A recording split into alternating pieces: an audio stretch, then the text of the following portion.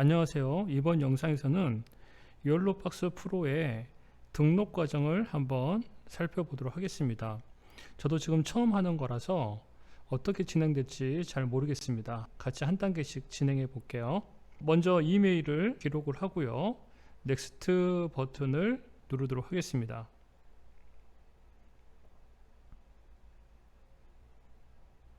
자, 그랬더니 인증코드를 넣으라는 메시지가 나오고요. 아까 입력했던 이메일 있죠?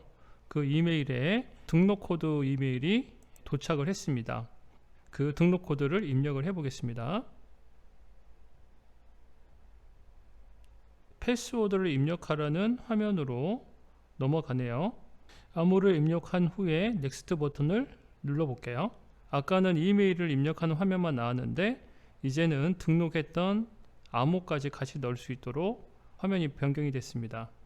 이제 이메일과 암호를 입력하고 로그인을 해 보겠습니다.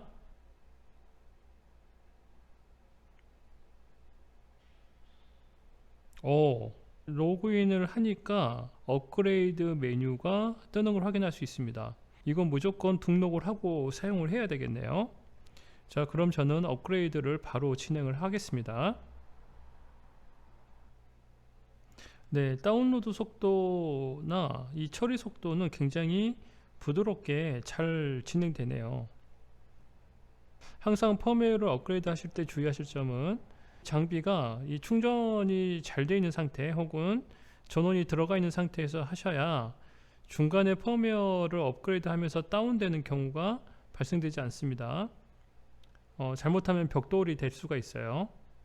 특히 이렇게 별도 운영체제가 멀티플하게 진행되는 장비들은 아무것도 하지 말라고 안내문이 뜨고 있습니다.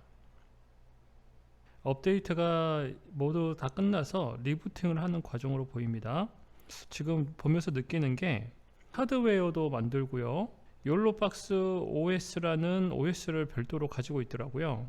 OS와 또 하드웨어를 직접 모두 만드는 일종의 애플 같은 브랜드가 아닌가 이런 생각이 좀 들고요. 펌웨어를 업데이트하는 과정도 펌웨어를 확인하려면 홈페이지에 들어가야 되고 확인하지 못하면 그 어떤 단계의 펌웨어를 놓치는 경우가 있거든요. 스마트폰처럼 업그레이드를 관리해 주는 것은 굉장히 큰 이점인 것 같아요. 또 OS뿐만이 아니라 이런 모든 OS 위에 사용하는 프로그램들을 앱 개념으로 관리하기 때문에 앞으로 향후 업그레이드나 어떤 기능들이 추가되는 것은 굉장히 확장성이 넓을 것 같습니다.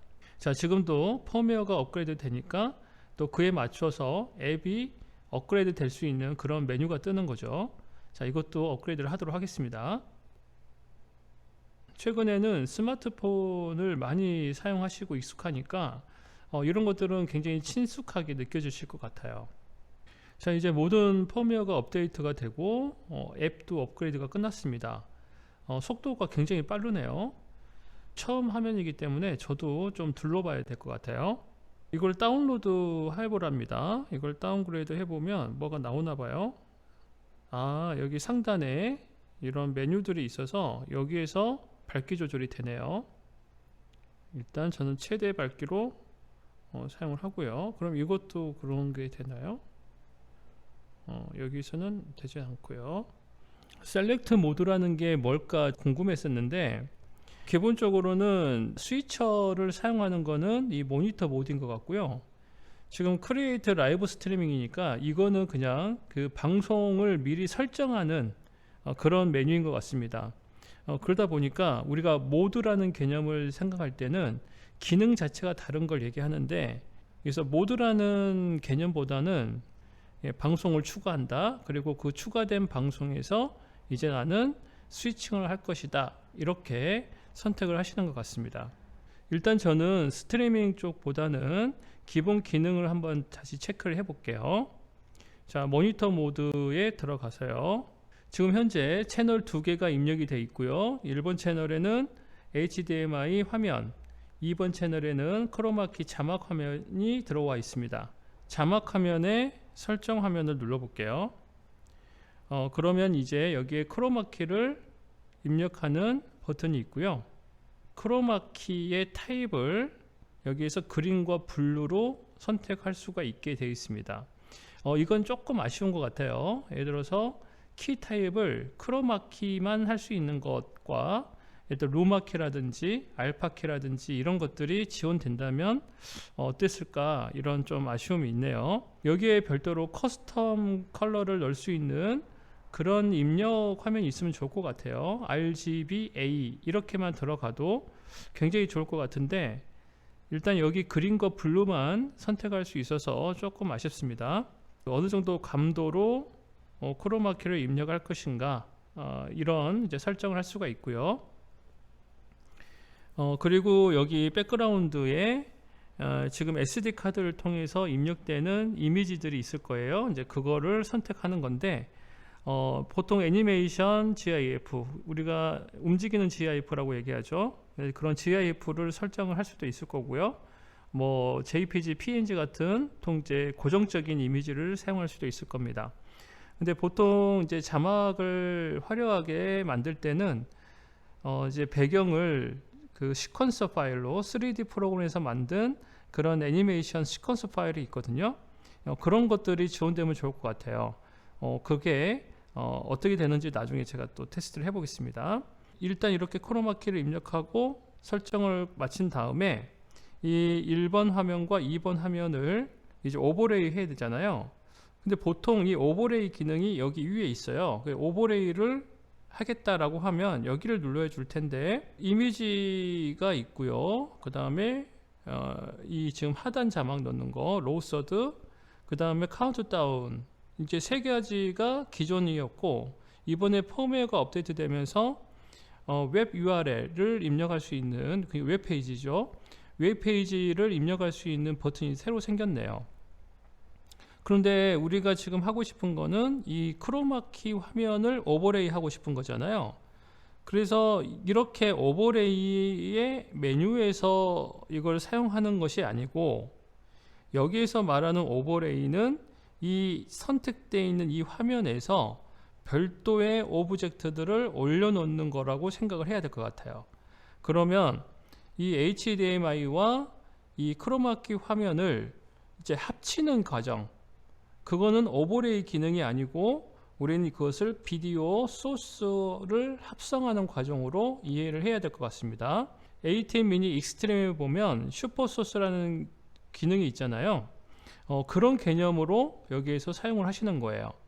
여러분들이 그 슈퍼소스를 이해하실 때 슈퍼소스의 기본 개념은 PIP입니다. 즉 픽처 인 픽처의 개념으로 사용하는 거예요. 그래서 여기에서도 픽처 인 픽처의 개념의 합성 화면 슈퍼소스를 여기에서 새로 만드는 것입니다. 그래서 여기에서 Add 비디오 소스를 누른 다음에 밑에 보시면은 멀티뷰 화면에 슈퍼소스를 만드는 메뉴가 있어요. 일단 제가 익숙한 방법 PIP 방식으로 한번 해보겠습니다. PIP 버튼을 누르고 메인 스크린을 밑에 깔리는 화면으로 선택을 해주세요. 지금 같은 경우에는 HDMI 1번이겠죠.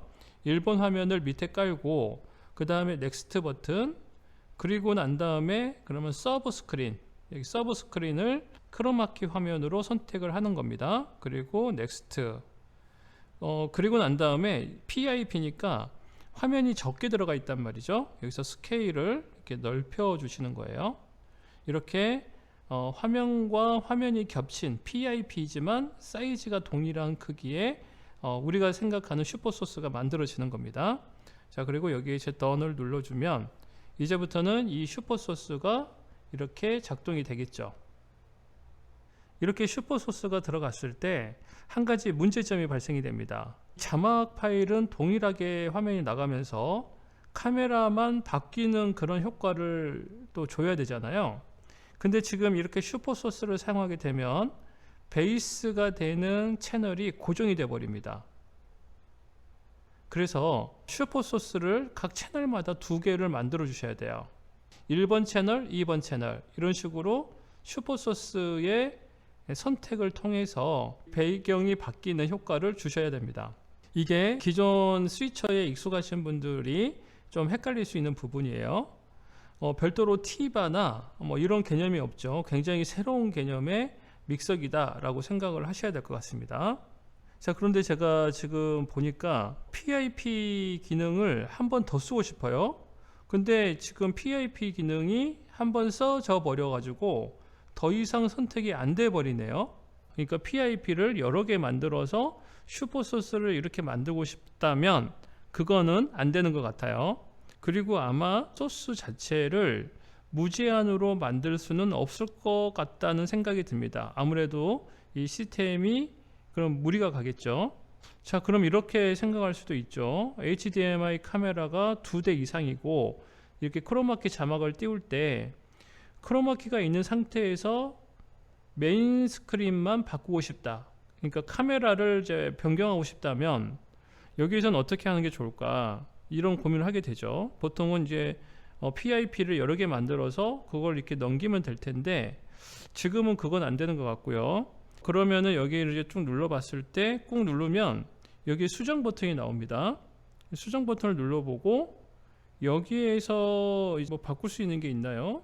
리셀렉트 버튼이 있고 여기에서 메인을 바꿀 수가 있다고 합니다. 그러면 이제 약간 좀 불편한 점이 생기기 시작했어요. 자막을 띄운 상태에서 카메라를 여러 대를 번갈아 쓰기에는 조금 번거롭다. 이거를 편하게 할 수 있는 방법을 고민을 해야 될 것 같습니다. 이거는 제가 이제 막 확인을 하고 여기에 관련되어 있는 자료들이 없기 때문에 제가 사용하는 스타일에서 카메라 웍을 하는 문제점들을 느껴보고 있는 거예요. 근데 지금 불편할 것 같습니다. 지금 제가 발견한 바로는 PIP라는 기능이 하나 더 추가가 돼야 되는데 추가가 안 돼요. 카메라를 바꾸는 게 좀 어려움이 생길 것 같아요. 명확한 건 하나는 알 수가 있어요. 이 멀티뷰 화면은 하나씩밖에 사용을 하지 못한다 라는 겁니다. 그럼 이제 스프리트 뷰를 한번 설정해 볼게요. 자, 그러면 셀렉트 A 소스니까 스프리트 뷰에서는 A 소스, B 소스 이런 식으로 처리한다는 거겠죠. 일단 A 소스를 선택하고 넥스트. 그러면 B 소스를 또 이렇게 선택할 수 있고요. 그러면 이제 아마 여기에 이제 이렇게 스프리트 하는 비율이 나올 거예요. 여기에서 보더의 사이즈를 여기서 수정할 수 있고요. 그 다음에 분리되는 포지션을 여기에서 조절할 수가 있다는 겁니다. 자, 이렇게요. 이때는 미리 보기 화면에서만 그런지 모르겠는데 크로마키가 적용이 안 돼 있는 상태에 미리 보기가 나옵니다. 크로마키가 풀리는지 아니면 어떤 형태로 적용이 되는지를 좀 봐야 될 필요가 있겠네요. 자, 그 다음에 이제 분리되는 각도니까 지금 수직이잖아요. 그럼 이게 이제 이렇게 경사가 가는 거겠죠. 상당히 멋있습니다. 자, 센터라는 메뉴를 한번 눌러볼게요. 센터를 켜게 되면 가장자리를 붙인다 는 거고요. 센터를 끄게 되면 그냥 우리가 알고 있는 화면이 전체에 이 화면으로 올라가 있다 라고 보시면 될 것 같아요. 가장자리를 서로 붙인 거예요. 여기가 A 소스, 여기가 B 소스가 돼서 가장자리가 이렇게 붙어서 경사가 가는 겁니다. 자, 그리고 난 다음에 보니까 스프리트 뷰가 여기에 설정이 됐고요. 아까 분명히 우리는 여기에 크로마키를 입력을 했잖아요. 크로마키를 입력을 한 상태에서의 화면이 가는 게 아니고 크로마키가 적용되기 전에 원소스가 적용된다. 이것도 체크를 하셔야 될 것 같습니다. 대신에 PIP는 크로마키가 또 입력이 돼요. 재밌죠? 크로마키가 들어가 있는 상태의 이 소스를 어떤 형태로 사용하느냐도 여러분들이 참고하셔서 사용하시기 바랍니다.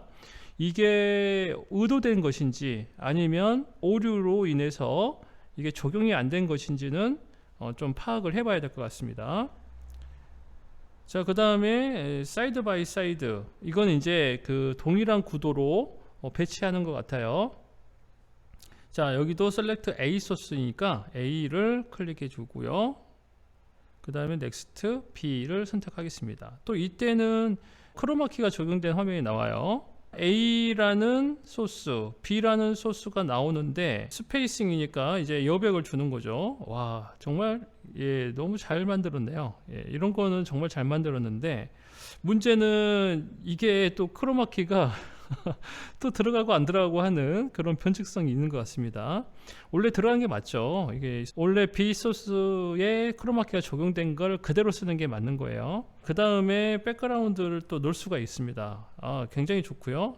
이 백그라운드가 정말 시퀀스까지 지원된다면 전문 방송용급으로 프로덕션에서 쓰셔도 전혀 무리가 없는 그런 기능이 아닐까 이 생각이 듭니다. 자, 한번 던을 만들어서 소스를 또 추가를 했습니다. 자, 뉴 레이아웃을 추가를 해 보겠습니다. 여기에서 소스 A를 선택하고 소스 B를 선택을 합니다. 그럼 이제 여기에서 컬러를 설정하는 거예요. 컬러 배경 컬러를 설정을 하고 그리고 이미지를 선택합니다. 여기까지는 좋아요. 그리고 여기서 투명도를 여기서 조절을 해줄 수가 있습니다. 그런데 아쉽게도 소스의 이미지 구도를 바꿀 수는 없는 것 같아요. 지금 현재로서는. 예를 들어서 A 소스를 좀 줄이고 B 소스를 크게 해서 세미나에서 발표를 하는 듯한 그런 구도를 만들 수는 지금은 없는 것 같습니다. 그냥 정해져 있는 템플릿이 있고 여기에서 색깔과 배경만 조절하는 그런 스타일인 것 같아요. 이 부분은 좀 개선이 됐으면 좋겠고요. 다양한 입력 소스를 사용할 수 있는 장비인데 최대 2가지의 소스 밖에는 레이아웃에 올릴 수 없다는 거.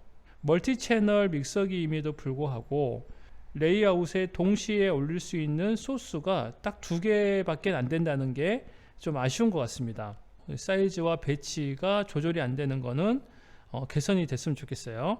자, 그러면 여기에서 새로운 소스를 또 추가하고 싶단 말이죠.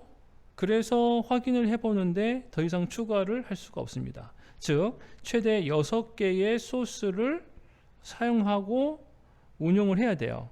자, 여기에서 중요한 건 여기 SD카드의 이미지 파일이나 PDF는 여기에 입력이 안 돼 있다는 겁니다. 기본적으로 입력되는 소스가 많으면 많을수록 여기에서 만들 수 있는 슈퍼소스의 기능도 적어지게 돼요. 왜냐하면 동시에 쓸 수 있는 게 적어지니까요. 다양하게 만들어 놓고 거기서 골라 쓸 수 있도록 만들어 주는 게 중요한 것 같은데 왜 이렇게 제약을 걸어놨는지 모르겠습니다. 그래도 프로 버전이니까 여유 있게 소스를 추가할 수 있도록 만들어 주면 좋을 것 같네요. 이번 영상에서는 처음에 제품을 등록을 하고 펌웨어를 업데이트하고 그리고 간단하게 이 소스들을 추가하는 방법들을 알아봤습니다. 제가 유튜브로 이 제품에 대한 설명 영상들을 몇 개 봤는데 대부분 매뉴얼상에서 제공되는 내용들을 답습하는 스타일이 많더라고요. 그냥 이게 된다 이런 내용들이 많았는데 실제로 우리가 쓸 때는 그분들이 동영상에서 말씀하는 내용들로만 쓰진 않아요. 그리고 다양한 환경에서 우리가 직접 원하는 방향성들이 다 있을 건데 지금 현재 소스를 사용하는 데 있어서 이런 이제 좀 제약들, 한계들이 있다는 것을 저도 지금 처음 이제 보게 됐고요. 이 부분은 좀 제가 리포팅을 해서 좀 개선점이 있는지 문의를 해봐야 될 것 같습니다.